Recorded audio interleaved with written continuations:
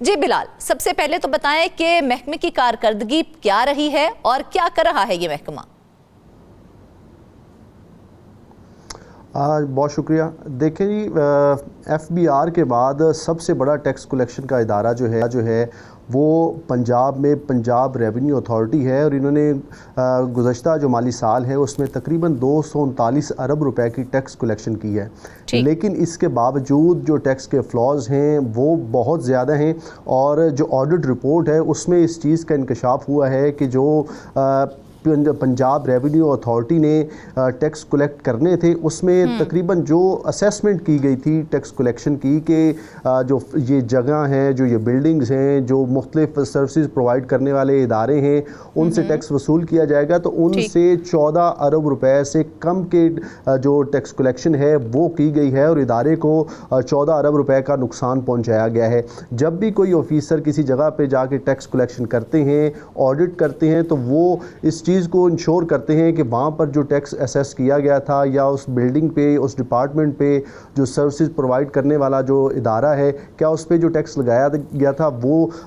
सही जस्टिफाइबल है या नहीं है, तो वो उसको दोबारा रीअसेस कर सकती हैं। तो इन टैक्सेस को दोबारा रीअसेस किया गया क्योंकि पहले उन पर जो टैक्सेस लगाए गए थे वो कम थे, और साथ ही साथ ये अफसरान को हदायत की गई कि इनसे 14 अरब रुपए के और ज़्यादा टैक्स इनसे वसूल किया जाना है, और साथ ही साथ जो इन पे टैक्स पेनल्टीज़ हैं वो भी इनसे वसूल की जाएंगी। लेकिन अनफॉर्चुनेटली जो अफसरान थे उन्होंने ये 14 अरब रुपए की टैक्सेस वसूल नहीं किए, साथ ही साथ जो करोड़ों रुपए की टैक्स पेनल्टीज़ थी उन पर वो भी उनसे नहीं ली गई, और ये सैकड़ों में जो टैक्स गुजार थे उनको बिल्कुल खुली छूट दे दी गई। तो बिलाल, टैक्स वसूल ना करना महकमे के अफसरान की अपनी काहली है या फिर किसी का असर रसूख है जिसके पास वो अपना काम नहीं कर पा रहे हैं? देखें, ये दोनों फैक्टर इसमें शामिल हैं कि कुछ तो असर और रसूख भी है, क्योंकि जब एक इदारे की जानिब से, जब अफसरान की जानिब से एक चीज़ को असेस कर दिया जाता है कि यहाँ से 10,000, 20,000, 1 लाख, 2 लाख टैक्स वसूल किया जाएगा, और उसकी बाकायदा तौर पर इदारा अप्रूवल दे देता है, तो वहाँ से टैक्स कलेक्शन तो फिर हर सूरत में होगी। लेकिन अफसरान वहाँ पर भी अपनी जो काहली, नाअहली, सुस्ती जो है वो शो करते हैं, और अफसरान को जो फिर रिपोर्ट दी जाती है वो रिपोर्ट गलत उनको भिजवाई जाती है। और इसी तरह से ही इसमें भी हुआ है। ऑडिट रिपोर्ट में उन्होंने बताया है कि जो असेस किया गया था वो रकम जो है वो वसूल नहीं की गई। साथ ही साथ इसमें एक और बड़ी हैरान कुन बात है कि विद होल्डिंग टैक्स में तकरीबन 10 अरब रुपए का जो है वो माली बेज़ाब्तियाँ हुई हैं। विद होल्डिंग टैक्स के हवाले से मैं आपको थोड़ा सा एलेबोरेट कर देता हूँ कि जो भी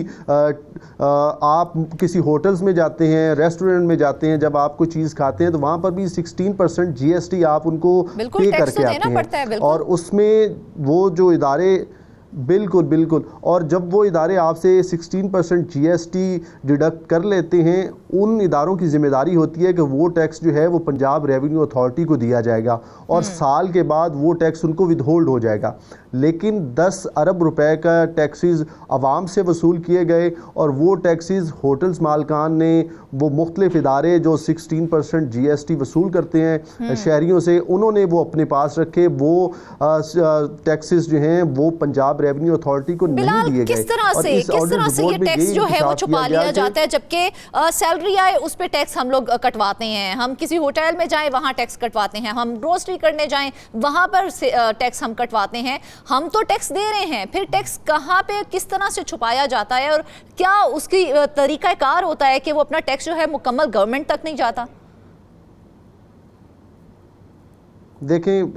पाकिस्तान में बदकिस्मती से जो एंड कंज्यूमर है वो बड़ा ही मजलूम है कि वो हर चीज़ पे टैक्स जो है वो पे कर रहा है, चाहे उससे फोर्सफुली वो टैक्स वसूल किया जा रहा है। हम कोई भी प्रोडक्ट ख़रीदते हैं तो उसमें GST की मद में हम टैक्सेस जो हैं वो जो है हुकूमत को पे कर रहे हैं। इसी तरह से पंजाब रेवेन्यू अथॉरिटी ने होटल्स पे, तो साफ ये हुआ ना बिलाल कि अवाम तो अपने साइड से अवाम तो पूरे टैक्स दे रही है, लेकिन इदारे वो टैक्स नहीं दे रहे हैं, फिर तो कसूरवार तो इदारे हुए, हम अवाम तो पिस रहे हैं इसमें।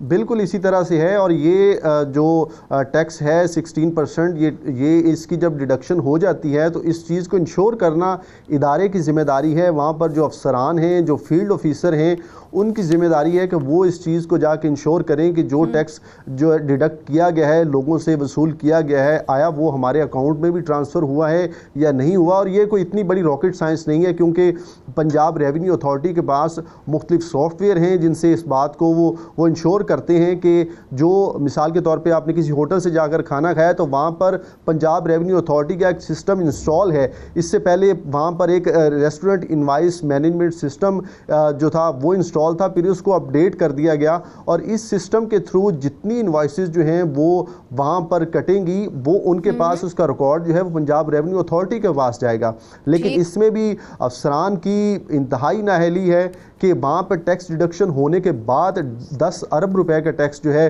पंजाब के मुख्तलिफ शहरों से उसकी डिडक्शन हुई, लेकिन वो टैक्स जो है वो कौमी ख़जाने में नहीं पहुँच सका। और अनफॉर्चुनेटली जब इस चीज़ का किस जगह पर मतलब प्रॉब्लम कहाँ पर आ रही है? प्रॉब्लम कहाँ पर आ रही है? क्योंकि अवाम टैक्स कटवा रहे हैं, वो मुसलसल हर खाने पे टैक्स देते हैं, तो किस तरह से ये टैक्स छुपाया जाता है? टैक्स वसूली में क्या मुश्किलात सामने आ रही हैं कि वो गवर्नमेंट को नहीं जा रही? देखिए, एक तो सबसे बड़ी प्रॉब्लम जो है वो मैन पावर की है। जो मुख्तलिफ पंजाब रेवेन्यू अथॉरिटी के जो दफातर हैं वो ज़्यादातर पंजाब के अजला में एक तो हैं नहीं। अभी रिसेंटली